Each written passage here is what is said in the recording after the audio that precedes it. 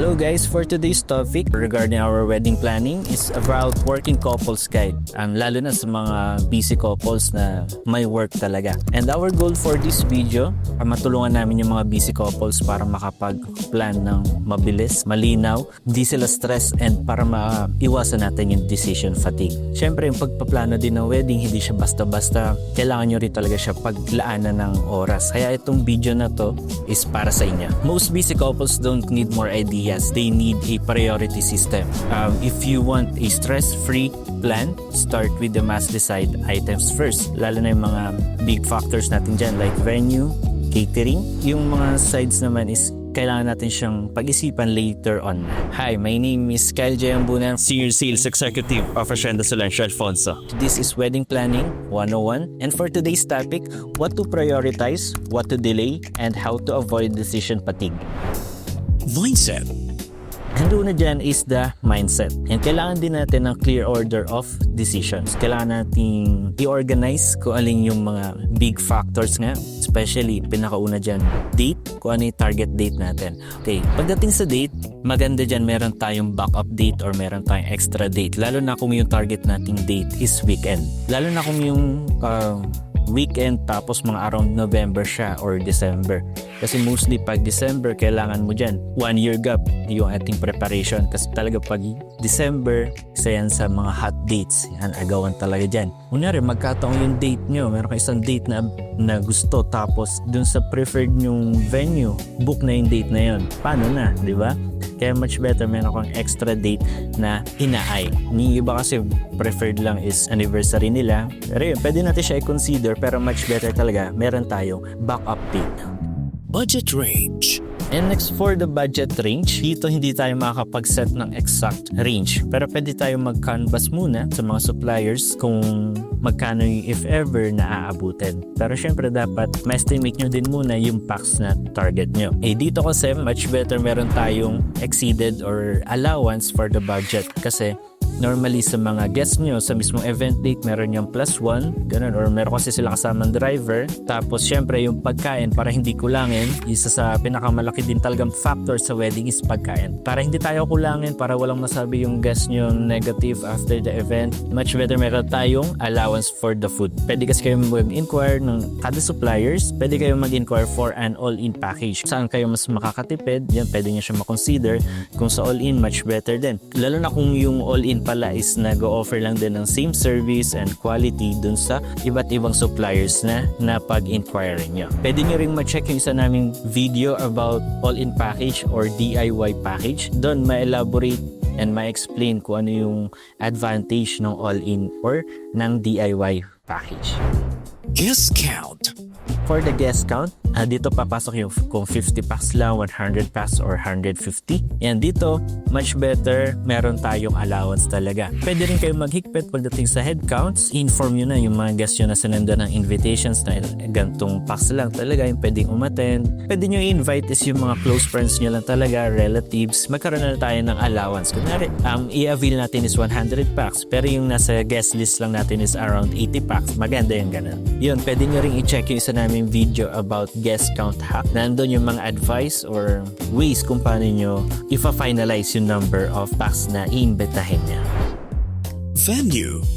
And next for the venue, since dito kasi yung magiging factor ng lahat, maganda dito ma-check nyo yung venue personally. Pero yun nga, since busy yung ating schedule, pwede kayong mag-ask ng tulong sa relatives nyo, ganun, or sa friends nyo. Or kung gusto nyo talagang ma-check yung venue, pwede kayong mag-ask ng online meeting with the venue na minamataan nyo. Meron kasi silang mga virtual tours, ganun, para makita nyo yung venue kahit through online lang. Ang kagandahan ng ma-ocular ng kahit relatives nyo yung venue, dito kasi ma-check kung talagang very accessible yung venue. Dito kasi papasok yung timeline ng suppliers nyo, kung anong oras sila pupunta sa venue. Yan, nakadepende kasi dito yung setup nila. Sa photos, kung marami siyang areas for photoshoot, isa nga din dyan factor is yung intimate vibe, yung iba. Kaya mas sino-consider si garden. Medyo tago lang naman yung venue para hindi siya maingay. Mga ibon lang yung maririnig, yung mga punong nahangin lang yun para nare-relax din yung mga guests nyo. niya. Dun sa mga na-discuss ko, kung lahat naman yun is napag-desisyonan nyo na or nasa process kayo ng pagpa-planning sa mga areas or topics na nasabi ko kanina, 70% ng stress nyo ay wala na. Small details.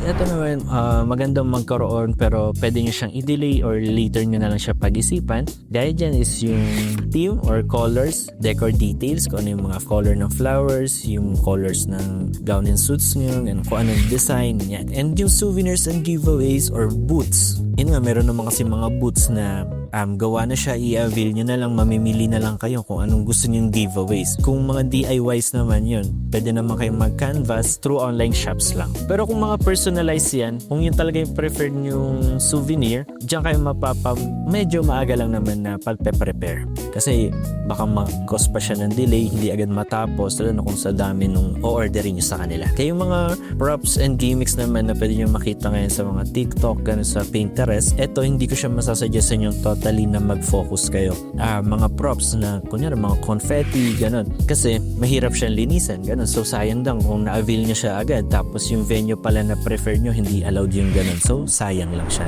And don't decide small details when big decisions are still unclear. How to avoid decision fatigue for busy couples. Hack 1, weekly wedding meeting. Around 30 minutes only, pwede na yan. Pwede nga kayong mag-ask ng mga online meetings sa mga inaay nyo na suppliers, ganun, or venue. Pwede naman siya kahit through online lang, kahit di na kayo magpunta mismo sa venue.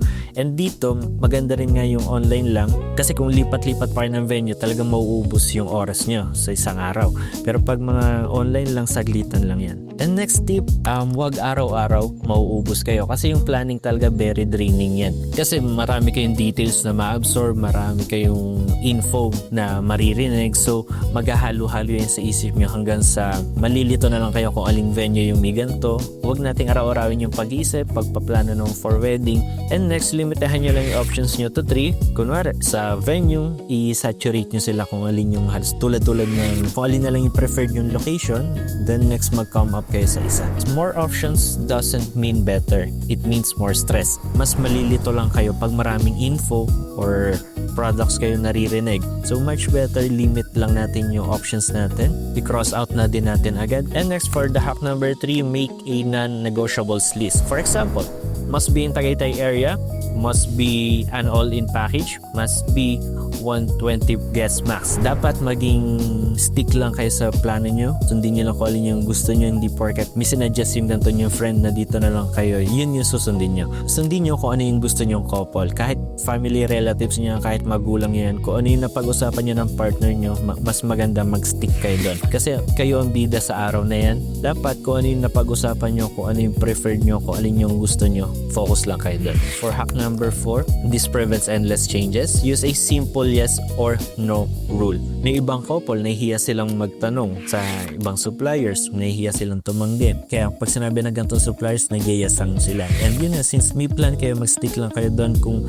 hindi nabanggit ng ganitong supplier yung ganitong bagay pero pasok siya sa plano nyo. So, mas maganda matanong nyo kung pwede po ba yung ganito, pwede po ba yung ganyan. For hack number 5, stop comparing weddings. Lalo na sa social media, marami na kasing nalabas ng mga weddings. Pero yan, syempre, asahan na rin natin, mas magandang wedding, mas magandang setup, mas maganda yung mga gown, mas malaki talaga yung gastos doon. Pero, since may plan nga kayo, mag-stick lang kayo doon, focus lang kayo sa gusto nyo, huwag nyo na i-compare. Yun talaga yung mas makakadrain din sa inyo, comparing kung ganito yung kasal ng lalo, kung prenya lang, ganito yung kasal ni ganto, ni ganyan. Focus lang kayo kung ano yung preferred nyong wedding. Hindi naman siya kailangan maging magarbo. Kung ano yung gusto nyo, kung nagkasundo kayo ng partner nyo, yun, magiging masaya kayo doon. For your number 1 goal kasi dito sa inyong wedding planning is yung peace. Kaya maganda, hindi nyo talaga din ma-invite yung inyong mga toxic friends, relatives para wala na silang masabi sa